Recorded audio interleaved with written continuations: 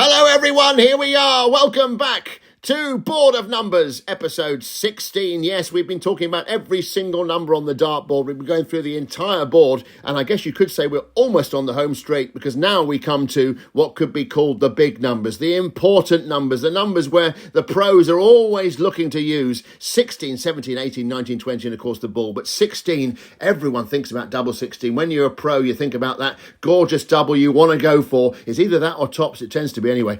And let's start straight away with the number 16. What are the neighbours? Well, it's next to the 7 and the 8 on the dartboard. And of course, the single 16, if you're on 56, you're probably going to go 16 tops. If you're on 48, you're probably going to go 16, double 16. And double 16 is the one that everyone wants to get to, as I say, because you've got the possibility of double 8, double 4, double 2. And for people like me, you end up in the madhouse and double 1. And, well, listen, before we talk about any more detail about Outshots, I want to introduce, yes, it's another one of those special days. We've got a guest. And the guest is a very great friend of mine. It's theatre director of the Gatehouse Theatre, a marvellous place. And this is a marvellous person. John Plews, welcome to Board of Numbers. Thank you, Tim. I'm here ready to sort of hone in on the 16. Exactly. 16 is a number that, well, we play quite a lot of darts together, don't we? I suppose we have indeed, yes. What the listeners probably need to know is we play for our own special cup called the Plews Vine London Championship, and we've got our own trophy, and it's only you and me who ever play for it. It's a bit like the World Series, and only American teams play. Exactly, it's a tiny bit like that, isn't it? Except to the max, where there's only 2 people who play. I currently have that trophy. I am the current holder. I hope you don't mind me saying that to the listeners. I do mind, but carry on. So we have played such a lot of darts together, and I'm wondering, now we're talking about 16, would double 16 be your favourite double? It certainly is. I mean, I think my dear old dad, who passed away many years ago, he was a great dart player and taught me all I knew, but he always instilled in me the sort of the 16, because for the obvious things, if you go inside, you go straight next door to double 8. Yep. And then, of course, if you go inside on the 8, you don't have to calculate. You don't have to get the calculator out to know that you're on double 4. So I think that's why 16 is such a favourite with people. Yeah, I think so. And do you like it as well because of that side of the board? You're right-handed, aren't you? I'm not misremembering. I'm right-handed. Yeah. So we're both right-handed. We played. Yeah, I know. Sorry, I was chatting to someone the other day, and I didn't realise they were left-handed. But it doesn't. Do you think that makes a difference? Which side of the board you like? I mean, do you like double 10? I mean, I can't remember what. Really? No, I don't think it makes any difference at all, because you're always going to step to the side. If I tend to stand in the middle, as it were, and then as soon as I go for a double 16, I'll take a slight step to the left. Right. I think most people do that. Apart from occasionally you get those pubs with ockies where there's a wall on one side or the other. Oh yeah, and you can't move. It's a bit like that where we play at the moment, isn't it? It is a tiny bit. Yeah. It is a great. It's a great place. Where do we play at the moment? What's the name of that pub again? It's the Chandos on St Martin's Lane. Yeah, that's it. Now, listeners, if you're looking for a dartboard in London, it's tucked away, and it's great, isn't it? Unless you look round that little corner, you wouldn't know it's there. Yes, but I don't think I don't think we want to tell too many people, do we? Because we That's do enjoy going there and finding no one on the board, so we can have a game. That's a very good point. So forget that Chandos thing we just said. Yeah, it's a terrible place. You want to go there? It's a terrible place. Yeah. Now, the other thing about that whole area of the 16 and 8, one likes to get one's business done over by the 16 and the 8 if you possibly can. And double 16 is the best place to finish if it's your favourite double, you want to be hitting it. I do remember, mind you, we're going off 16 slightly here, but we keep a note, don't we, of the highest outshots in the Plews Vine. Outshots, yeah. The Plews Vine London Championship, and at one time the highest outshot was 136 hit by yourself, treble 20, double 8. So it was over on that side again. Indeed, yes, a slight adjustment in the foot department, and the double 8 went straight. I treasure that moment. I think about it all the time. Well, it's not. Well, you shouldn't think about it too much, because it's no longer the best. Yes, I know. Well, I was just about to say, until someone beats it. I think it was beaten with a 1-4-1 when we used to play at Riley's in Victoria, and then it was but the most recent one was at the Chandos a couple of matches ago, and it was I did get a 1-4-4 at the treble 20, double 12. Yeah, I do remember it well, and you were leaping around the pub, and people thought, dear, oh dear, yeah. things going on in the corner there. I was giving away the fact that I don't hit those shots very often. That's right. Yeah. Now, can you think of any large shots that end on double 16? I suppose 152 is an obvious one, isn't it? Yeah, but I was watching the other night, on the championship that's going on at the moment. Yes, and, wonderful.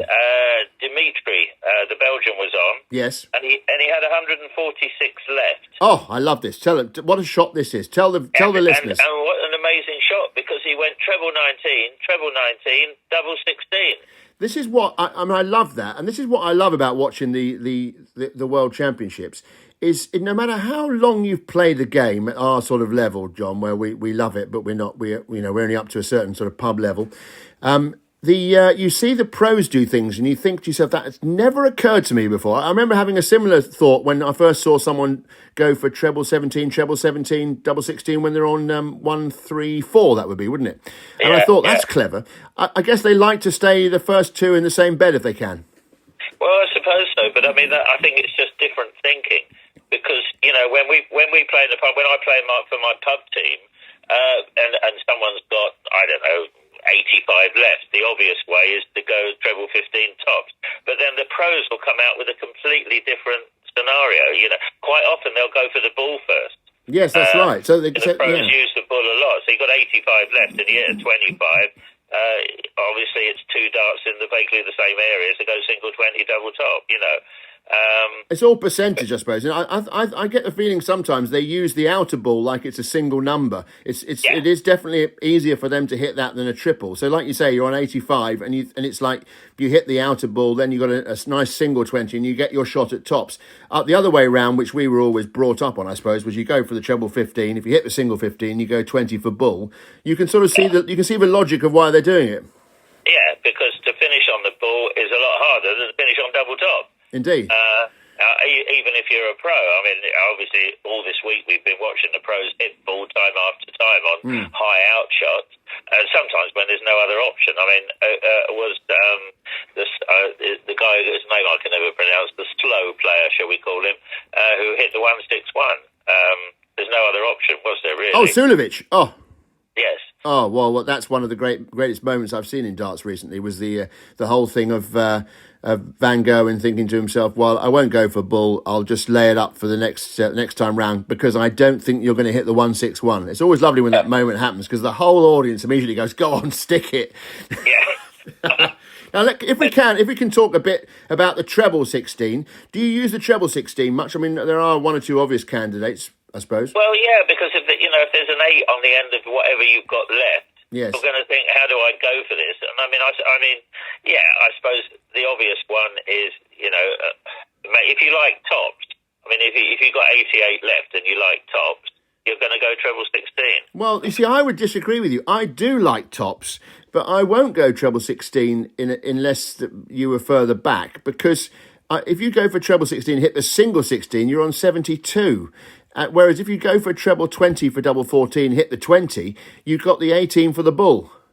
I suppose so. Yeah, it depends. I mean, I've also been amazed by a lot of these double shots that they do. I know, yeah. The pros. So if you went for the 48 on 88 and you hit a single 16, then you've got 72 left. A lot of them will go tops first and then double 16.